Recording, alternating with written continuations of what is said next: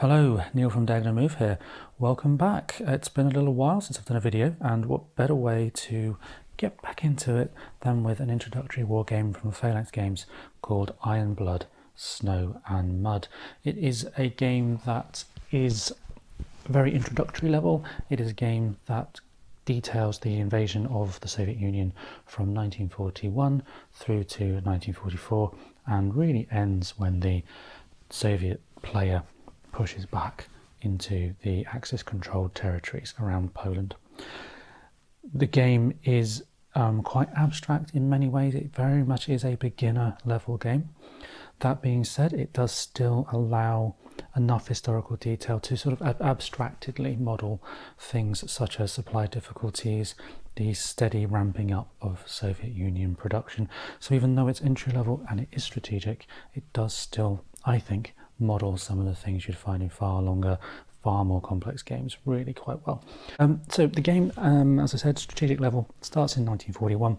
The board itself is divided really into three different parts. You've got the turn track along the top, which details the years, and it's broken down into 3 seasons per year. There is kind of clear or summer weather, which is this kind of green bit here.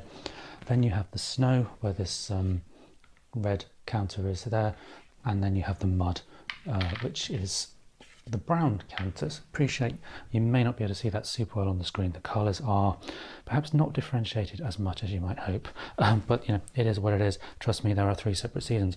Those seasons have different impacts upon the game. The clear weather, you can pretty much do what you want in terms of, you know, within the confines of the rules, of course.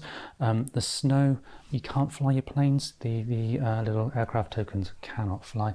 And then in the mud season, the more cool aspects of movement in this game, the convoys and the blitzing, cannot happen because of the mud. It slows everything right down in those seasons. That track does also have the Soviet Union reinforcements, so you may or may not be able to see these little red blobs dotted around, and that represents the units that the Soviets get on those turns. The Germans do not get reinforcements, with the exception of a single general's counter, which is one of these, which on the reverse would have a symbol showing it gets an extra infantry unit if they have one available. And that's where the game starts to begin to model abstractedly some of the differences in the forces as well. It's all kind of boiled down to its bare bones, if you like. So each turn you'll play the season, apply the weather effects in that abstract way, and then you'll run through this track along the bottom, which is really the different phases of the turn. Most of these are super quick.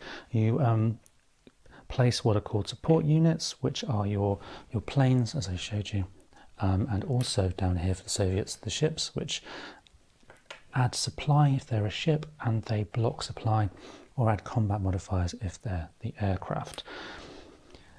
You then get to move, or the initiative player gets to move, and the initiative player, 41-42, is the Germans, flipping in 43 to the Soviets. Now that can change if Stalin moves from Moscow, in which case it would become the German player's initiative throughout the rest of the game. I'll go through the victory conditions in a moment, but that is part of one of them. When everybody's moved, we then go into combat. Combat is a very simple affair involving different calculations of these sort of 3-sided dice, and what you'll do is, depending on the types of units, the types of support, you'll roll a certain number of dice, and then the highest combined total of the dice wins. There are enforced retreats, and you will potentially have attrition losses, things like that, again at quite a basic level. Then we start to get into some slightly asymmetric phases, with the Germans, in this case, taking what's called as an anti-partisan activity turn, or phase of the turn, and that's where, if there are any of these counters, which the Soviet player may get the opportunity to place on the board to help block supply, the German player, if they have a unit in there, simply removes that partisan unit. And they can do that with their aircraft as well, which are sort of here. Again, not the easiest things to see given the colour tones, but the Germans do also have aircraft. Worth noting that this setup is slightly asymmetric, with the 4 planes for the Germans, only one available for the Soviets. fixed starting positions for the Soviets. Each of these spaces has a little symbol on it to show what type of unit goes there, but a much more free starting position for the Germans, where you can place them pretty much anywhere you like in Axis territory. For the purposes of this video, I've just shown how they look in the rulebook, the recommended setup. Once the anti-partisan activities happened, we move into victory. Now, this is interesting. Victory happens in a few different ways, and it is an out-and-out victory. The gist of it is, and let me just double check the exact wording for you. So if you are the Axis player, and it's very much the Soviet player's game to lose this one, it's got that Germans pile on at the beginning and then get pushed back towards the end kind of thing going on. That's so often the case with these sort of Eastern Front war games. But basically in this victory check phase here, if you control the city that Stalin is in, the game is won. And control means you have a unit in all three spaces, or in the case of Moscow, all two, or in some examples, one space. So you have to have units in an area to control it. If you do that when the area that Stalin is in, the Axis player wins the game. Or at the end of 1944, just there, you will also win the game if you have destroyed at least one fortress. There are two, in Sevastopol and in Leningrad. And in addition to that, you control either Moscow, which is those three squares, or three industrial centres, and that's these spots on the board which are tanks. You also see some in slightly different colours. They are urban areas, but not industrial centres. So control three of those and destroy a fortress, you will also win. The Soviet player, if during the victory check phase you control any city in Axis territory, which is sort of this strip where the German soldiers are right now, you will win the game. Or if the Axis player does not win, you will also win. So it is very much the Soviet player's game to lose. Moving on from the victory check, we go to supply, and this is where we draw supply back. Supply for the Soviets is much nicer than for the Germans, as you might expect. And again, if I just have a quick double check for the wording, Soviets, you draw a line of unbroken X's to a friendly controlled urban location. Obviously there are many more, certainly at the start of the game, friendly controlled urban locations for the Soviets, and there are the Germans. And so that automatically makes life a little bit easier for the Soviets. You do have various obstacles, as they're called, and there's a chart here that tells you what those obstacles are. Things like mountains, swamps, enemy controlled locations, enemy units, support units, whether that's planes or partisans, they will block supply. The ships, however, will create a line of supply to the coastline that the ship is on. Makes things a little bit easier. Next phase, you just take everything back, and then it's the Soviet reinforcements phase, where they gain reinforcements based on that track on the top, plus they roll a die to determine how many partisans they get, and that happens every turn, even if they do not get any other reinforcements. And they have the option to move Stalin from where he is, and if that happens, then the initiative will automatically go for the rest of the game to the Germans. And then finally, we just simply reset the year, take any generals tokens that we may need, that's these things over the top, which give a die roll modifier or a buff of some kind that each player can play. And we move on, and we just repeat until either one side wins or the end of 1944 is reached. Okay, super quick summary. And I will probably play through a few turns just to let you know how it goes. The game itself may take up to 90 minutes according to the box. If it's experienced players playing, I reckon you can get it done in less than an hour. But that depends on the individuals involved, of course. Over the period of time I've played it, I've predominantly played this two-player, and it works really, really well. I will be playing it solo here, playing both sides as best I can. There is no dedicated solo mode, and I have to say, although it's certainly possible to play and enjoy this solo, it's perhaps not my first choice for a solo game due to some of the things that will be in the game as we move through. hidden tokens, things like that. Okay, so let's just start. And the first thing we need to do is for the initiative player, the German player in this case, to place their support units. And I'll just move the counters to show we're on the right places. Okay, cool. So the first thing I'll do is I'll pop the supply onto the coastline near Riga for the boat. The Germans will then need to think about how they're going to blitzkrieg right through into the Soviet-controlled territory, and we'll place planes somewhere. Now, what I found with this game is you often have to place the planes with a few things in mind. One, where do you want that combat buff, which is an extra dice, or where do you think you can break partisans if you're the German, like break that sort of partisan block on supply, or where you think somebody's going to move to stop them having combat buffs. So there's a few things to think about. It's not as simple as it sounds. But in this case, I will make it a bit easier. I will pop, why not? Let's pop a German one there, there, there, and let's put our last one on the Soviet tank. The Russians do get to do the same. Place the supply into the coastline. You can prevent the use of the boats through placing those planes on the supply. That's something else I should mention. And the way that would work is if I would just simply do that, the boat would not be possible to be used or to generate any supply from it. But anyway, in this case, we're going to do it something like that. And then the Soviet player needs to think about their plane. Really, what they've only got one. What they need to perhaps try to think about is how they're going to keep hold of some of their cities in the early game. As I think I mentioned a bit earlier, the Germans typically tear through and pummel everything in sight for the first half of the game, and then things start to turn around. Okay, I will, just for demonstration purposes, place some extra support just there. They'll effectively cancel each other out. Okay, then we move on to the movement phase.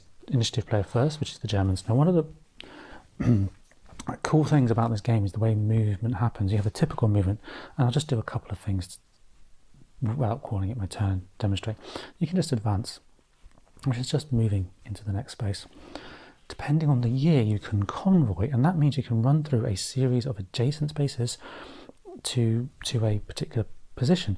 For example, we could take this tank here, which is down in Kehal, I think it was pronounced, and you can go all the way up here, and then you can chain like so as far as you like, pretty much, with certain restrictions. Some of those restrictions being you cannot convoy across rivers, you cannot convoy through mountains or swamps, things like that. When you get to the end of a convoy, and we'll just pretend this one's convoyed here, you can then advance. Okay, tanks being tanks get to roll a dice, and if they roll a 2 or a 3, in this case it's a 3, they do get to what's called a blitz, which is move on an extra bit, and they can do that again if they want to, and they can do that as much as they like. Okay, until they basically roll a 1. In the event that we have a situation like this where enemy counters are next to each other, dice can be rolled by the defending player to move away. You have to roll a 3, I think it is, top of my head, to be able to move away, unless of course you are a tank, in which case you can automatically move away from infantry.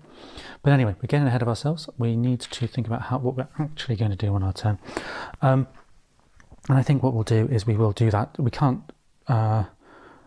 move through rivers so much, so what we'll do, or mountains, so we'll kind of do something a bit like that to there. We will move like so, and then we will move to there and advance into the space where that tank is. Now these counters are double-sided, showing you where the unit came from, and that shows you the preferred direction of retreat should that happen. Cannot convoy where these units are here, so we'll move 1 to there and then move the tank into Lvov. Apologies in advance if I do make a hash of any pronunciation. Tanks will, and other things along here will move. I've kind of been a bit of an idiot and stopped myself moving there, but what we can do is we can just move to that one, advance like so, and then advance our person in, and then we'll think about doing some kind of faster movement here. Worth pointing out that you cannot convoy across rivers, but you can where they're joined in an urban location. And as I go through, we are getting to the point, I think, where we are very nearly where we want to be. And I think that is probably good for now in terms of the movement for the German player, apart from this one, which hasn't moved, but we'll just leave it where it is because it will provide benefit there in combat. Okay, and then that becomes the Soviet player's turn. The Soviet player at this point in the game, and this is not a strategy guide, probably needs to think about how they are going to defend and minimize losses. So let's just, as a demonstration, and I'll use the correct colored dice, let's try to disengage some of those infantry just here. We need to roll a 3, and we failed that, so they can't move. The tank can move, and I think what we'll do for the tank is we will actually just move back like so, keep out of the way a little bit. Here the tank will need to roll a 3 to disengage, and we've got a 2, so they're stuck. This one here, there is a part of me that just wants to move forward like so and start to create a bit of havoc to the German lines. Now this is perhaps not the best thing to do because urban locations provide combat buffs, but I think in this circumstance that's probably a good starting point for us. The Soviet infantry in Moscow is just going to come forward to the edge of Smolensk, I think, in this case. Right, that's it. Movement's done. Combat. Initiative player chooses, and we'll just start at the top. We have a infantry, which is 2 dice basic, a plane, which is a dice, supporting non-engaged infantry, which is an extra dice, so that's going to be 4 dice for the Soviets. And we have there, I'm not sure if that's entirely coming up all that well on the screen, but we have a total of 7 for the German player.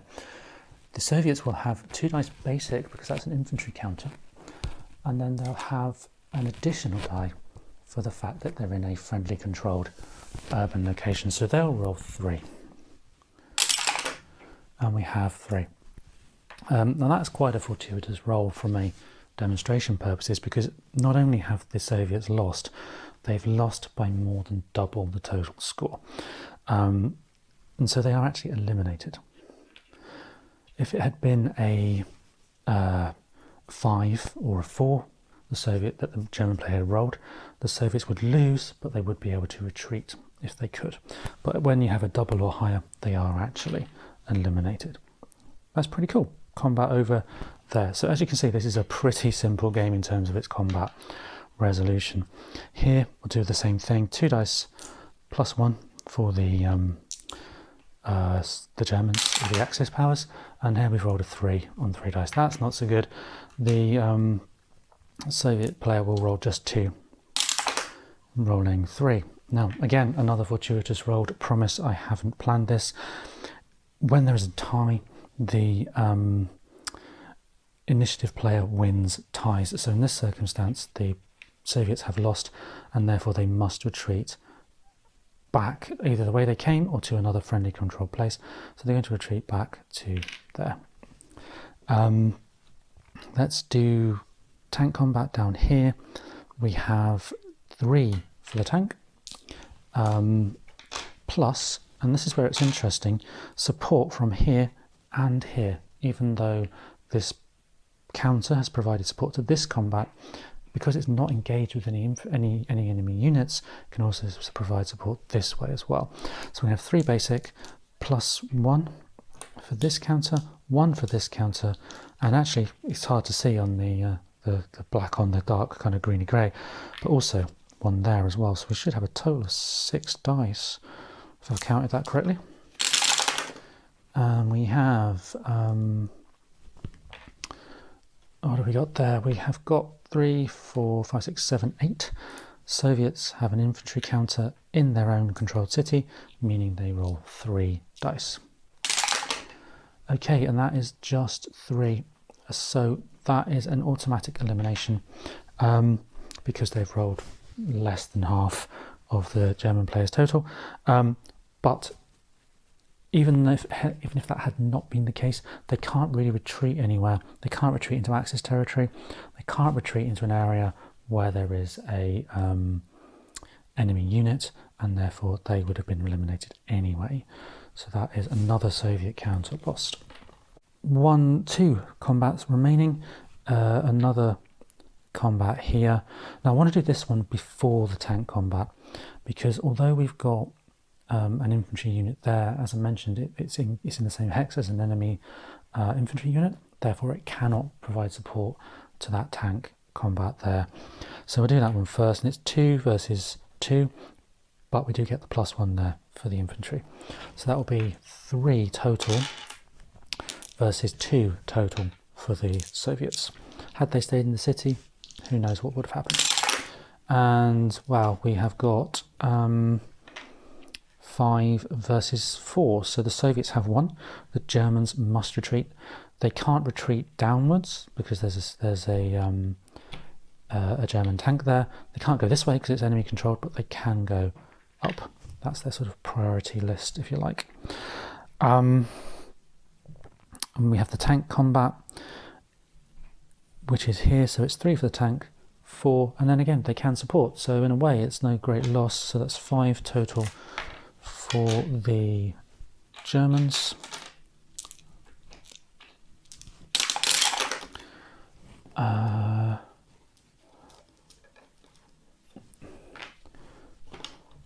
Which is a total there of quite a lot.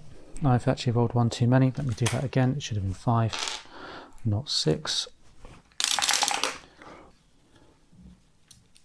Okay, we have 7, and the Germans have 3 plus 1, which would be 4.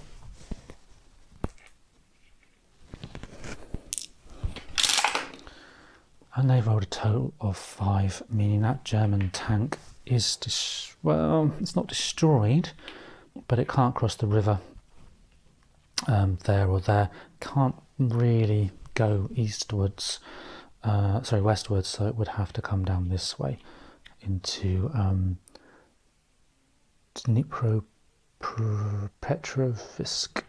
Apologies about my awful pronunciation. So combat has gone reasonably well for the Germans. Perhaps not the whitewash it could have been, but certainly they haven't lost any units, which is always a plus when it comes to the German sides. Okay, moving on to the anti-partisan activity. There are no partisans to remove, so that's fine. Victory check. Nobody is even close to achieving any of the victory conditions. Supply. The Germans can all trace back to essentially Germany, so they're all good. Should have done control, my apologies. Control should have happened there, so we would have a German control counter there and a German, that's the only one actually because they didn't take that, so we just have 1 German control counter, and these counters are double-sided to account for the industrial centres and the regular locations. So just 1 centre taken. Supply, we need to look at the Soviets now for supply. Everybody's good as far as I can tell. This guy can draw supply into Kiev, I think it's how you pronounce it, and wouldn't have been able to get supply through the swamp, but could go this way, so that's lucky. They're all in supply. This guy is in supply there. Awesome, that's done. Next bit, we simply just move all the supply stuff back, and then flip over the counters. Okay, I guess you don't have to flip over all the counters, but it does just help to, at least it helps me, to keep track of who's moved and who hasn't when the board gets quite congested. Okie dokie, just flip that one over. Then we move on to the reinforcements phase. Now it is 1941. We have an infantry and a tank for the Soviets. Tanks can go on anywhere there is a tank symbol, so any industrial location, so I'll just put one in Kiev, and then the infantry can join any friendly location, urban location, so I'll just put one into, let's put one into Kharkov. There we go. Okay, cool. Only other thing to do for the Soviet reinforcement phase is those partisans. We just check that in there. We have one partisan, which is not great for the Soviet player's point of view, but very helpful from a German player, because these guys, they effectively block supply. They're a menace, frankly, absolute menace. So what we need to think about is where we can place them to make them the most annoying for the German player.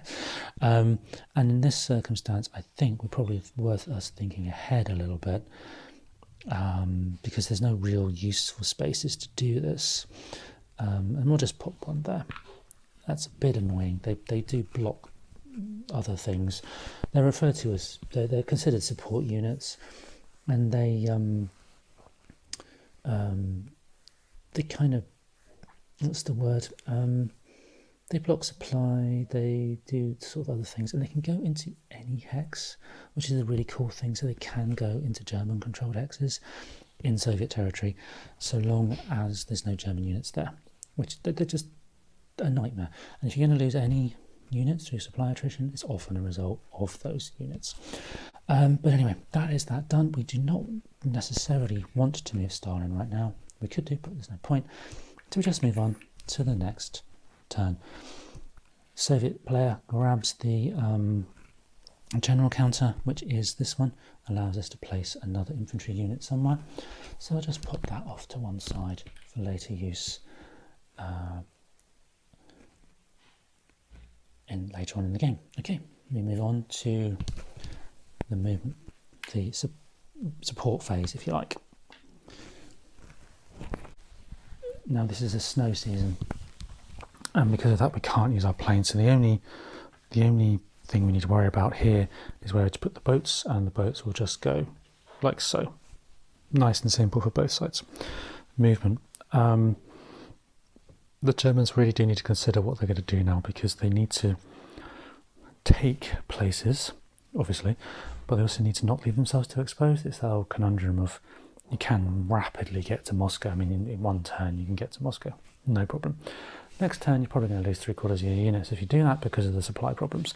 And the Soviets, they've not lost as many as you'd think, in all honesty, so we're doing okay from a Soviet point of view, Soviet player's point of view. Okay, but let's get moving. We have this issue as the German player. We need to try to take one of these two fortresses. They're pretty well defended. They roll 4 dice basic for the fact that they're a fortress, plus anything else that's in there. So you can have like a stack of dice that can be quite hard to take.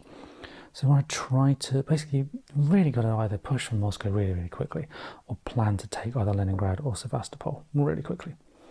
Neither of which is easy to do, I have to say. But okay, let's think about what we can do. And I think it'd be worth us popping that infantry person there into Riga. Tanks will move down and across, and I've forgotten to do that again, haven't I? Not necessarily important, like I said, but certainly helpful. And I've just realised that is actually, even though it's dual territory, so you've got city and swamp, it counts as whatever the majority is. So in that space, that is swamp, which means we cannot easily convoy through. And something in my brain is telling me that tanks cannot enter swamps and mountains, and that they can't. So that would have to actually go around somehow. So let's go, we can convoy, so we can convoy into and then we'll try to blitz. So that's a 2 or a 3, and they've got a 2, so they will then blitz down to get Minsk. That's cool, we've got a city. Right, the next challenge is going to be Kyiv. Kyiv and the place there that I mispronounced terribly a minute ago, they are very hard to take, very hard, like choke points almost.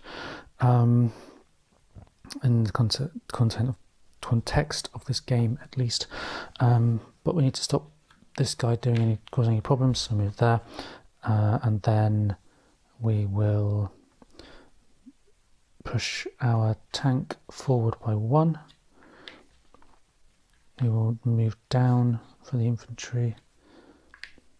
We will move by convoy to there and then advance in. We will also advance.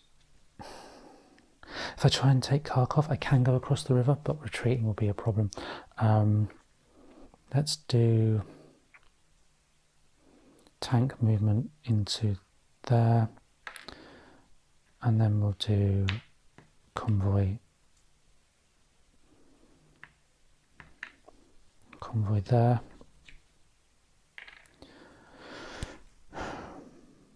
I think that's pretty much what we can hope for. Oh, let's just push this guy forwards as well. Okay, movement for the Germans is done. Movement for the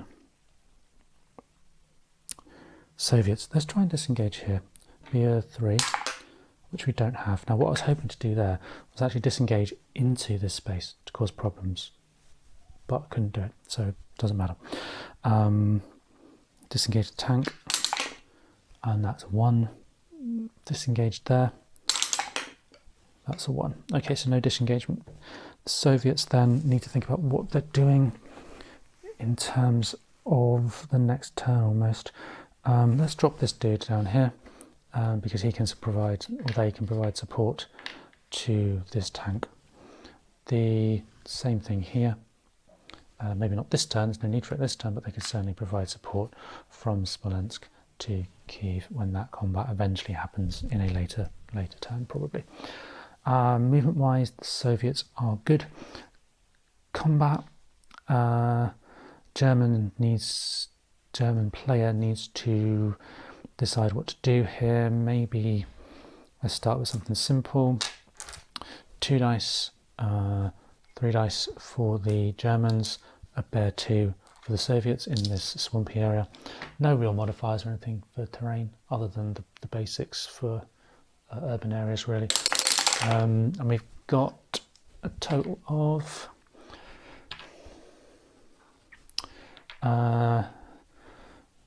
4 and 3, so the Soviets have to retreat, but they can't go backwards. I just wonder if they could potentially retreat forwards because it's still their territory. Retreating forwards seems a bit cheating. I can't remember what the rule is on that. Yeah, it says it has to be eastwards for the Soviets, so they will be eliminated. Next combat then is going to be, let's do this one, free up the space to fight in that place. Apologies again for my terrible pronunciation. So we have 2, 3, 4 against just 2.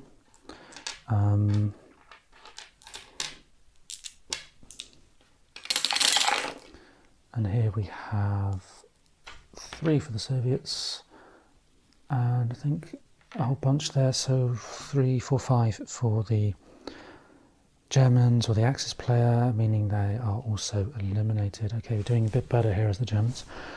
Combat for the tank, so last combat is going to be 3, 4 versus 3, 1 for the city, 1 there, so it's, oh gosh, that's terrible. So it's 3, 4 including support for the Germans, 3, 4 and 5. I need to get an extra die for the Soviets. Now, this is where these general counters come in. Here I have this, it basically means it's a +1 die roll, I believe. I have to double check that, just bear with me. Yeah, it's an additional die, so I will play that, so that's now out of the game, and I'll add the extra dice in. So let's see how we go. Quite an important combat, this one. Right, so we have 3, 5. Okay, so that's 9 total, and 2, 6, 7. That is a retreat for the Soviet player. The Germans have won, that's a retreat, and unfortunately the Soviets cannot retreat because they will be back into their own spot, meaning they are eliminated. We just need to move on now to the anti-partisan activity. Even though we have a partisan, there is no Axis unit in the same hex, therefore that is ignored. Control and victory check.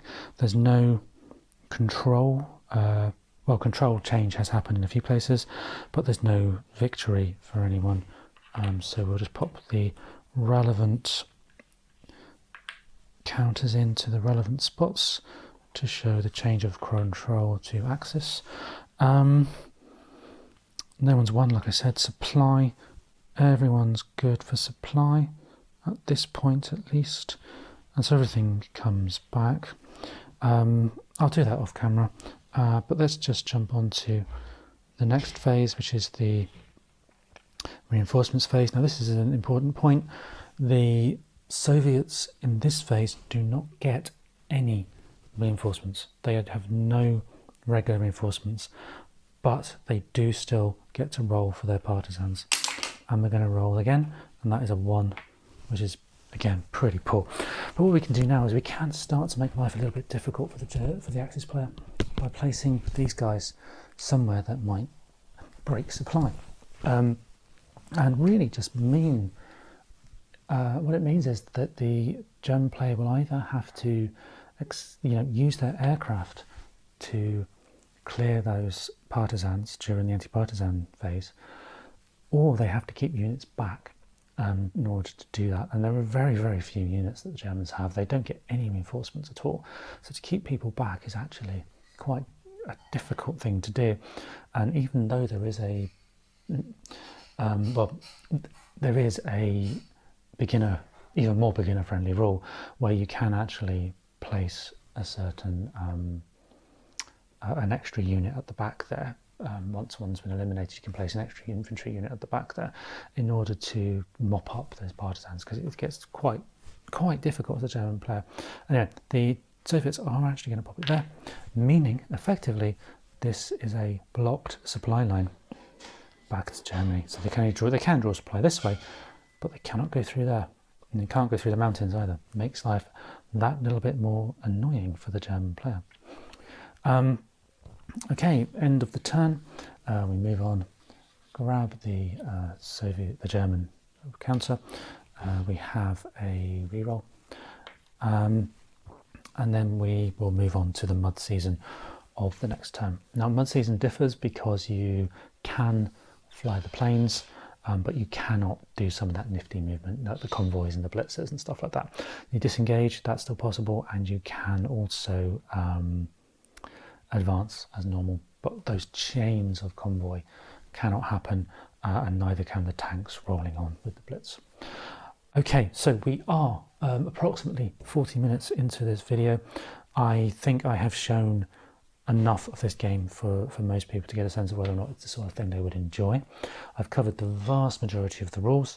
One thing I haven't directly shown is the fortresses, but as I mentioned, the fortresses do roll dice in combat. That's it then. I thank you for joining, and I hope to see you again soon.